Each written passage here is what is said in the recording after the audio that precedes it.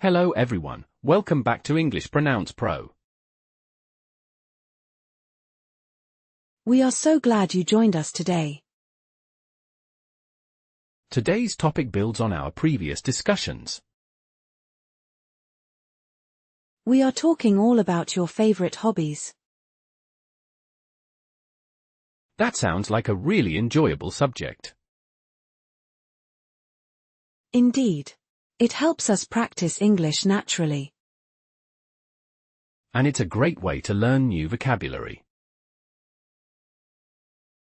Absolutely. We will explore various aspects. What exactly will we cover today? We will define what a hobby truly is.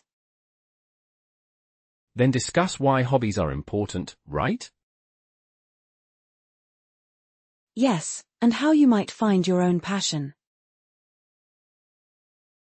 I'm curious about finding a passion. And I will introduce my own favorite hobby.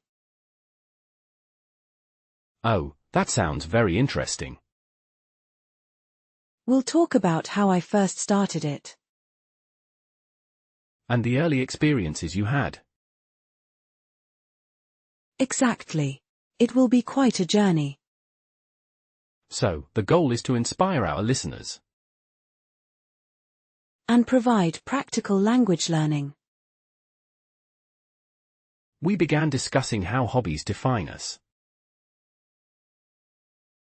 Yes, and finding that perfect initial spark. What about the deeper impact of these pursuits?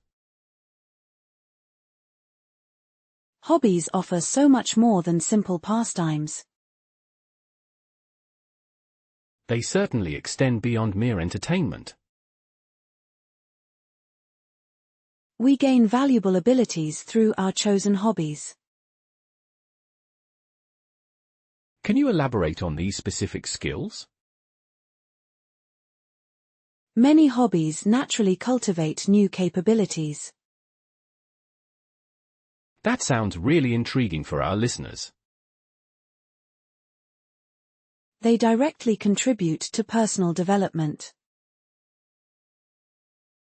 So, what types of abilities are we talking about? Consider problem solving, like in strategy games. That makes sense for intellectual challenges. Or planning skills from gardening or complex projects. Indeed, arranging seeds or materials. Dexterity improves with intricate crafts like knitting. I can see how precise movements are key. Attention to detail sharpens in many pursuits. Such as miniature modeling, for example. Exactly. Even organizing digital files requires skill. Is this true for absolutely every hobby? Even seemingly passive hobbies engage the mind. Like listening to music, perhaps? Analyzing compositions requires attentive listening skills. So, our minds are always working somehow. These diverse skills transfer to other life areas. Meaning they help us beyond the hobby itself? Yes, they are highly valuable in daily life. It's more than just a momentary distraction. It is deliberate development, sometimes unseen. How fascinating to think about. Our minds gain strength from these activities. Beyond practical skills, hobbies nurture our minds. Hobbies provide significant mental advantages for everyone. What mental benefits specifically stand out? They improve focus and cognitive stimulation greatly. Maintaining concentration is often hard today. Reading or puzzles enhance memory retention too. I imagine learning instruments would help. Absolutely, new patterns stimulate brain pathways. And mood regulation is clearly important. Yes, a sense of purpose boosts overall well-being. How is this different from just relaxing? It's active engagement, fostering mental resilience. So, it's not simply zoning out passively. No, it builds mental fortitude and inner calm. It sounds like a form of mental exercise. Indeed, promoting a healthier and sharper mindset. Does it help with reducing mental fatigue? Yes, by diverting thoughts positively. That sounds really restorative. It offers a unique mental recharge. And sometimes, the body benefits too. Many hobbies offer excellent physical advantages. Are we talking about active, outdoor hobbies? Yes, like hiking, dancing, or even gardening. Those clearly improve fitness and stamina. Martial arts build coordination and strength. Or even team sports for agility. Outdoor exposure also has proven health benefits. Getting fresh air is always good. Better sleep often follows physical activity. What if my hobby is mainly sedentary? Even sedentary hobbies can encourage posture or micromovements. Like stretching while sketching, for instance? Or maintaining good ergonomic position for gaming. So, there are still subtle physical engagements. Active elements often exist within diverse hobbies. It's about finding those opportunities. Exactly. Every small movement contributes. Gaining those benefits often leads to a great feeling. Hobbies truly foster a powerful sense of achievement. What kind of achievements are most common? Completing projects, reaching specific milestones. Like finishing a painting or a model. Or mastering new techniques in a craft. That must bring immense satisfaction. Overcoming obstacles also feels incredibly rewarding. Seeing tangible results from your efforts. The personal effort involved makes it more meaningful. What about when we sometimes fail? Failures become learning opportunities, not setbacks. So, they're just part of the process? Yes, making eventual success even sweeter. The journey itself is equally rewarding then? Absolutely. Every step contributes to growth. Even small wins accumulate over time. They build momentum and dedication. This satisfaction can also lead to sharing. Hobbies are fantastic for forming new connections. Meeting like-minded individuals is always nice. Expanding social circles through shared interests. Joining a club or a workshop, perhaps? Yes, interacting in person and exchanging ideas. New friendships can emerge from these groups. Often mentorships develop, sharing valuable insights. What if I am more of an introvert? Introverts can still find comfort in shared quiet spaces. Like a silent book club, maybe? Exactly. Hobbies offer gentle ways to connect. So no pressure to be overly social? The focus remains on the shared activity. That sounds very appealing indeed. It lowers the barrier for interaction. Speaking of connections, the digital world offers more. The Internet amplifies hobby community opportunities. Online forums are very popular, right? Yes, and social media groups dedicated to specific niches. Virtual events have become more common too.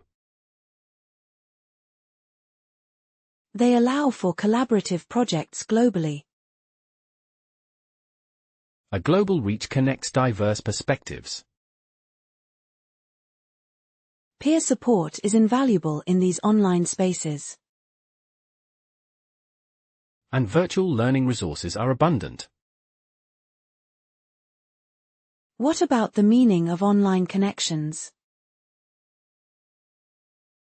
Are they as meaningful as in-person ones? They offer different, yet equally valid, avenues for engagement. So, one isn't necessarily better than the other? No, both types often complement each other well. It's about finding what suits you best. Precisely. Each platform has unique strengths. These communities often introduce new language. Hobbies significantly expand specialized vocabulary. This must be great for English learners. Absolutely, with technical jargon and niche expressions. Like specific photography terms, for example. Or cooking terms, from sautéing to blanching. Even gaming has its own specific slang. Understanding context becomes much easier. How do I remember all those new words? Repeated exposure and practical application reinforce learning. So, actively using them within the hobby? Yes, immersion within the hobby is key. That makes it less like rote memorization.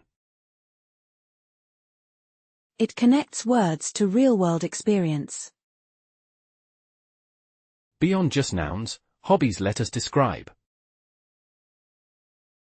Hobbies truly provide opportunities for description. Using vivid adjectives is important, isn't it?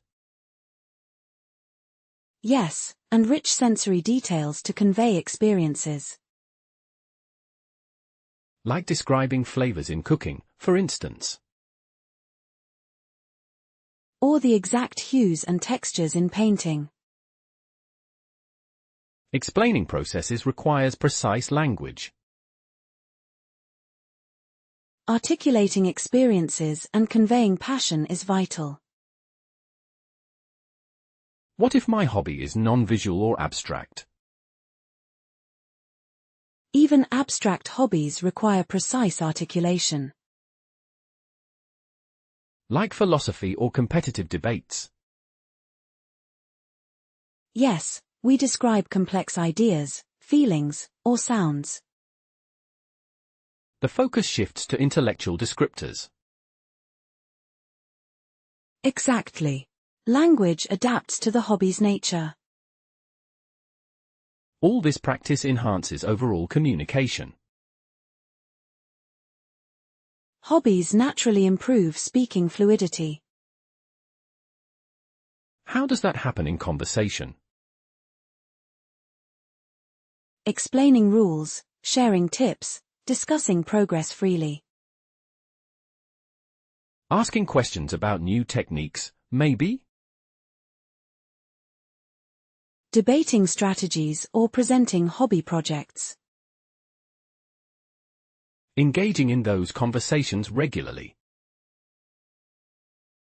This boosts natural expression and articulation. What if I'm still hesitant to speak?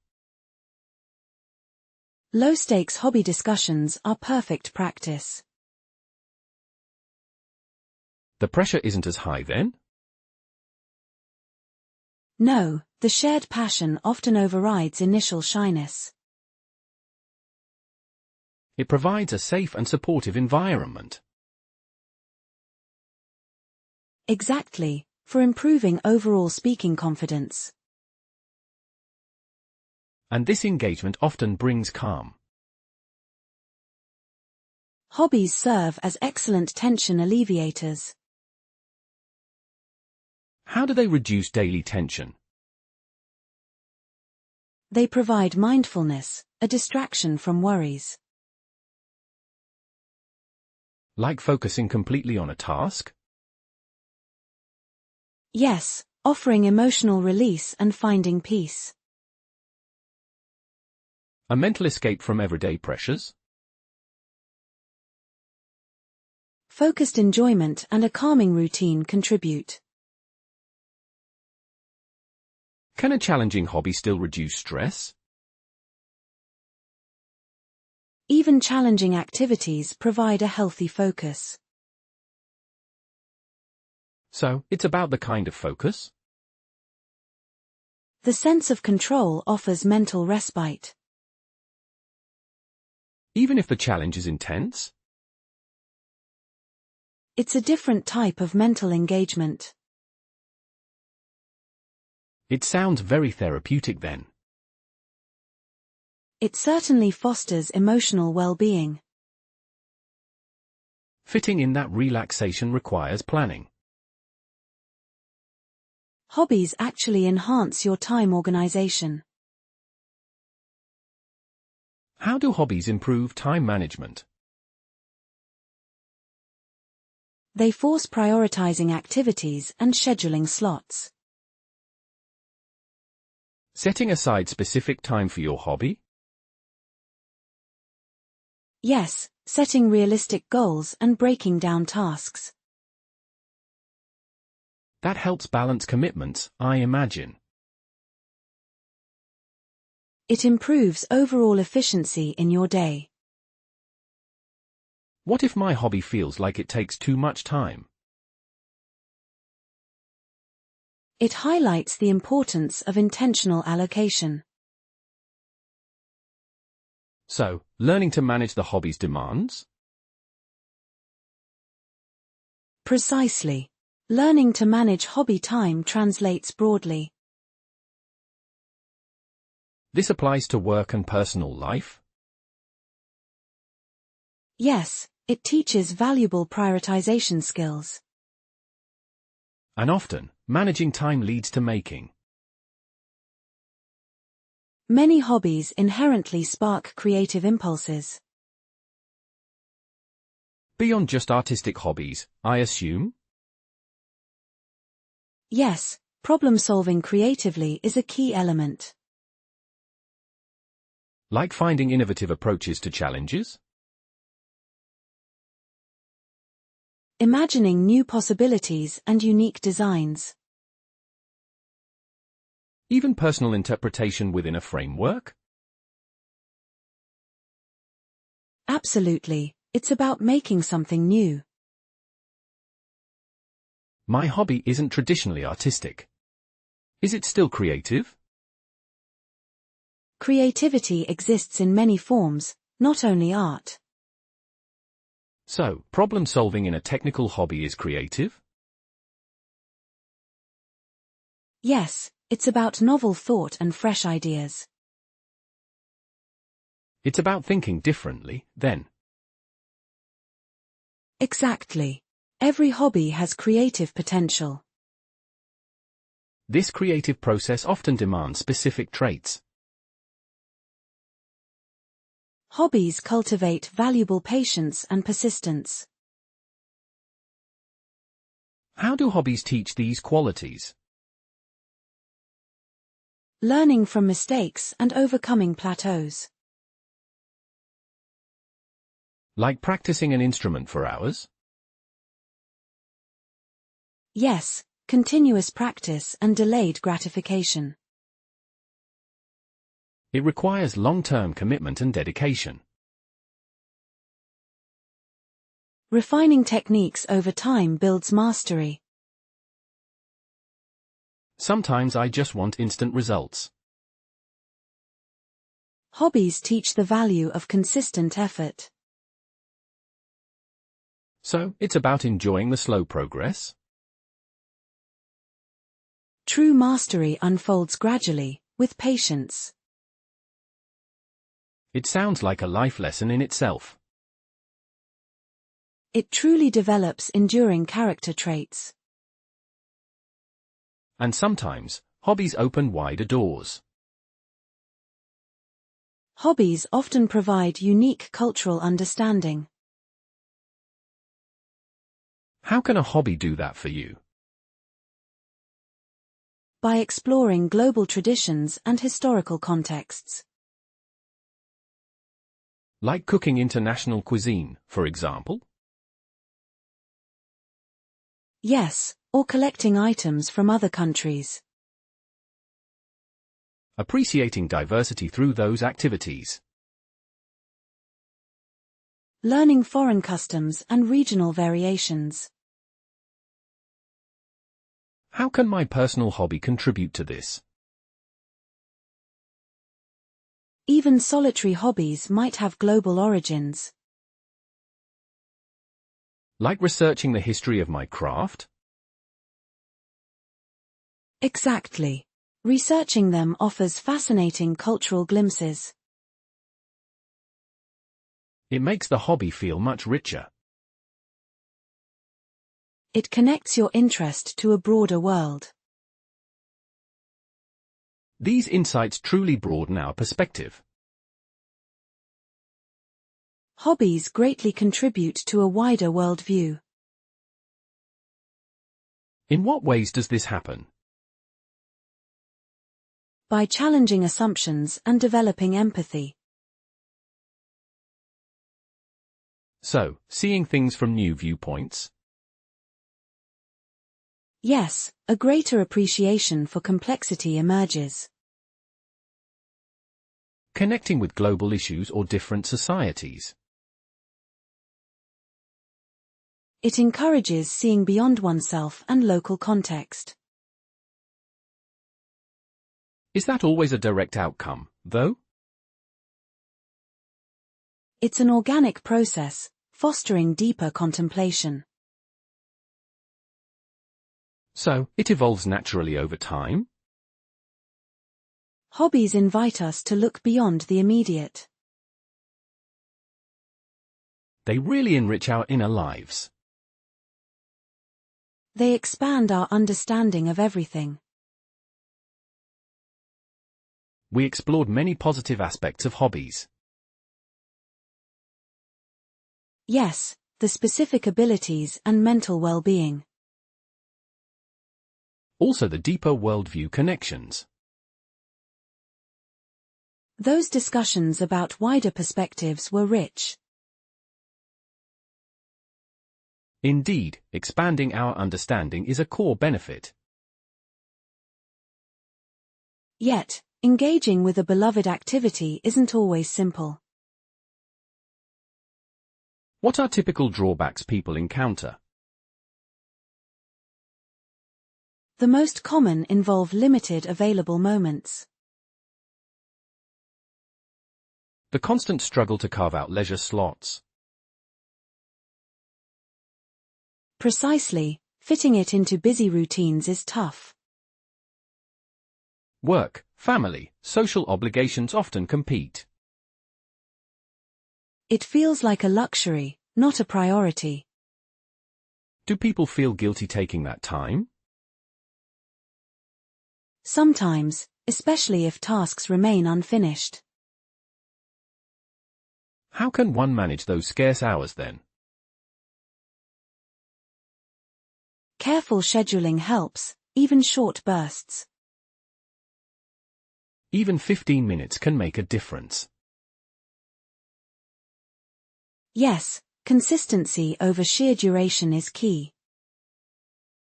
What about the financial outlay for a hobby? That's the next significant hurdle for many. Supplies, equipment, courses can get pricey. Materials can be surprisingly expensive to acquire.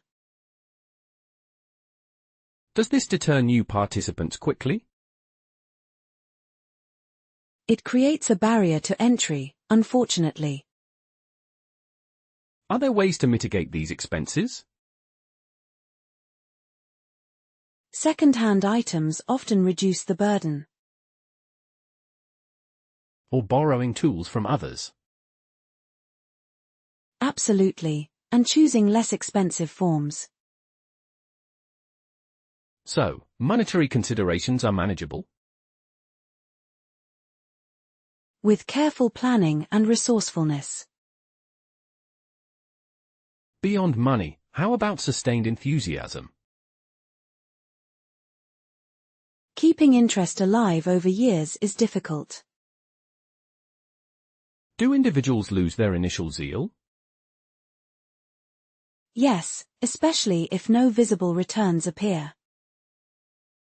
What causes this decline in spirit?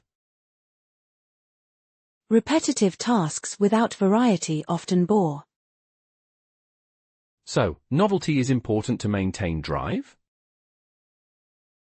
Or finding new angles within the activity. How do people reignite their former eagerness? Joining groups or setting fresh smaller aims. A change of pace can revive the spirit. Absolutely, new projects refresh perspective. Moving from reigniting interest, finding proper learning aids. Locating suitable information sources is sometimes tricky. With so much online data, that seems odd. Quality of instruction varies greatly, however. Are misleading guides a common pitfall? Yes, or too much conflicting advice exists. This causes confusion for someone starting out. It can lead to inefficient methods and errors. How does one sift through all the noise? Look for reputable instructors or established communities. Reputation indicates trustworthy guidance. Seeking well-vetted tutorials saves wasted effort. The availability of clear direction is paramount. It prevents unnecessary stumbling blocks for new learners. Beyond external aids, what about internal hurdles? Dealing with personal uncertainty is a huge part. You mean struggling with feeling inadequate? Precisely, the critical inner voice can be loud. Comparing oneself to experts seems unavoidable. It often leads to feelings of discouragement. How does one silence that harsh critique? Focus on personal improvement, not external comparison. Emphasizing individual growth over perfection. Celebrating small wins along the way really helps. Recognizing the journey, not just the destination. Cultivating self-compassion is vitally important. Speaking of slow growth, what about stagnation? Overcoming periods of no apparent improvement is tough. The dreaded plateaus where progress halts. Frustration builds when efforts yield little. It feels like hitting a wall, right? Absolutely, it tests one's persistence to the core. How do enthusiasts push past those points? Taking a break, or trying a different technique. A fresh perspective can unlock new pathways.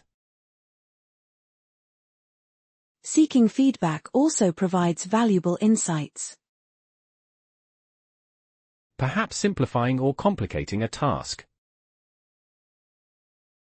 Experimentation is key to breaking free. So, enduring frustration requires strategic thought. And an understanding that setbacks are normal.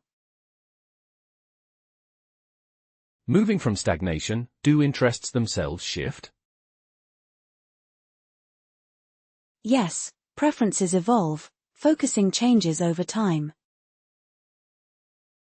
Hobbies are not always fixed pursuits. They transform, just like individuals do. Does this mean abandoning previous endeavors? Not necessarily, but adapting their manifestation. A photographer might move to video, for instance. Or a painter explores a new medium entirely. How do people handle these shifts gracefully? Embrace the novelty, allow for exploration. Resisting change can lead to dissatisfaction. Indeed, openness prevents creative blockages. It means being fluid in one's creative expression. And acknowledging that personal development is constant. To keep it fresh, what about new benchmarks? Setting fresh ambitions and higher aims is crucial. Does this help prevent the stagnation we discussed? It provides renewed purpose and direction. Are these often skill-based milestones? Yes, mastering a harder technique, for example. Or completing a more complex undertaking? Precisely, something just beyond current capabilities. How does one avoid becoming overwhelmed? Break down grand aims into smaller, achievable steps. Small victories build towards larger triumphs. That method sustains drive and prevents burnout. So, deliberate progression maintains excitement. Absolutely, it's about continuous, mindful aspiration. How can one integrate English in all this? Describing difficulties or new methods enhances practice. Discussing challenges uses specific linguistic structures. Articulating problems clearly demands precision. Explaining new goals hones semantic exactness. And explaining a hobby's transformation provides context. So, narration of the process is key? Yes, explaining steps, tools, and outcomes. This builds topic-specific vocabulary naturally. It also strengthens sentence formation abilities. Are there specific phrases for frustrations? I'm stuck here, or this isn't working for me. So, everyday expressions become relevant. Making the language practical and memorable. Learning from missteps is part of progression. Acknowledging errors fuels significant advancement. Does ignoring them hinder personal development? Yes, repeating faults prevents true improvement. How do individuals embrace their imperfections? By seeing them as opportunities for understanding. Not as personal failings, but as data points. Exactly, each misstep offers unique insights. What's the best approach to analyzing errors?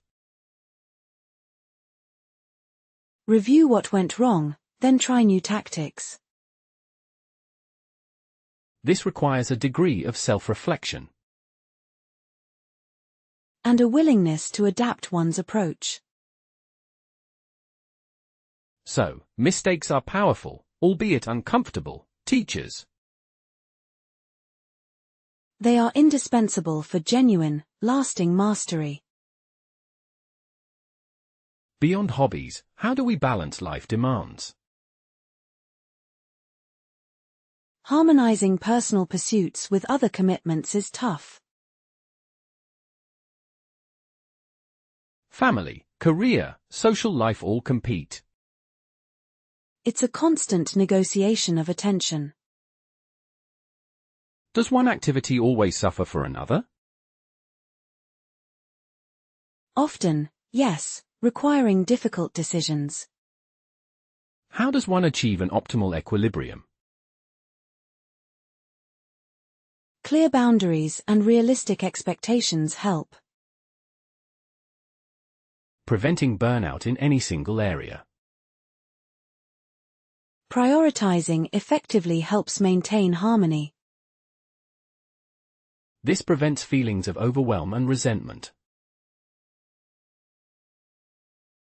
Self-care includes dedicated time for all aspects. The impact of digital tools is also enormous. Technology transforms how we engage with hobbies. Online tutorials and virtual classes are ubiquitous. Information access is unprecedented, creating possibilities. But does it introduce new complications too? Definitely, information overload can be paralyzing. Too many choices make it hard to start. And digital distractions divert our attention. So, convenience comes with its own drawbacks. Managing screen time becomes an additional consideration. Is the online experience less authentic sometimes? It can lack the tactile feel of physical interaction. Yet, virtual communities bridge geographical gaps. Connecting like-minded individuals globally is powerful. Moving past technology, how about finding guidance? Seeking wisdom from experienced individuals is invaluable. Mentorship can accelerate understanding and skill. Their insights bypass many novice pitfalls. But how does one locate suitable mentors? Often through local groups or online communities. Is it important for them to be an expert? Not always, just someone a few steps ahead. Even peer feedback offers fresh viewpoints.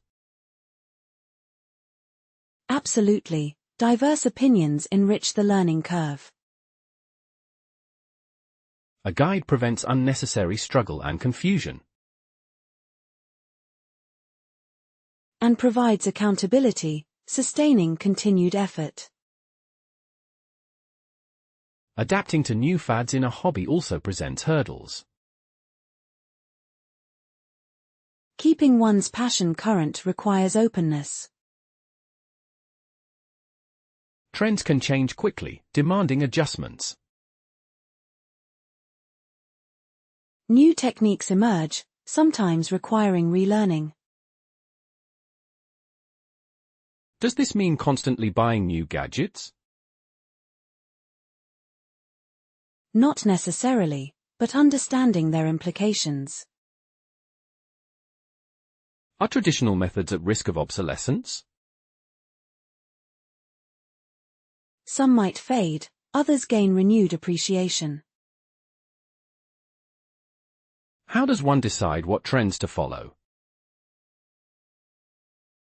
Evaluate relevance to personal style and aims. Not every new thing applies to everyone. Discernment helps avoid superficial changes. Remaining adaptable is a key trait, then. Yes, it fosters longevity in any pursuit. Finally, sustaining passion over many years. Maintaining intense enjoyment long-term is quite difficult.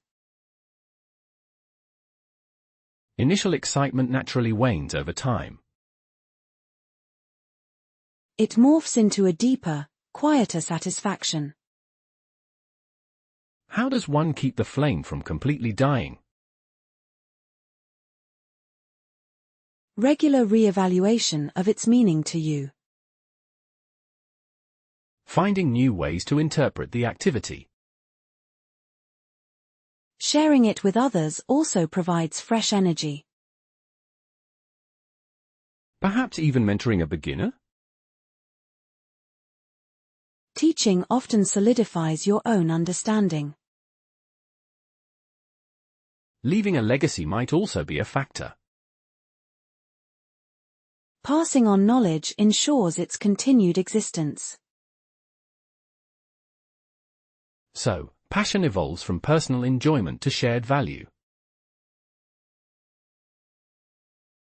Indeed, a lifelong connection transforms and deepens. Building on our evolving passions from Call 2. Yes, and how hobbies deepen our connections. We explored benefits like mental well-being. Also the joy of language expansion. And broadening our worldview.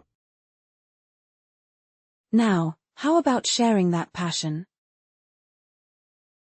What steps can we take? Bringing others into our world of interest. Like introducing friends? Exactly, inviting them to participate directly. How do you introduce a hobby? Start small, share a brief activity or item. Like showing a finished project? Or demonstrating a simple, engaging technique. What if they aren't interested? Respect their preference, don't force engagement. But how can I spark curiosity? Explain the personal satisfaction you gain from it. Use enthusiastic, vivid descriptive words. Highlight unique aspects of your personal pursuit. Are there common pitfalls to avoid? Overwhelming them with too much intricate detail. Or pushing expensive equipment too soon? Keep it light, focus on shared enjoyment first. What about a relaxed gathering? A casual workshop in your home works well. Share your initial excitement openly. Explain why you started this specific activity. What did you discover initially?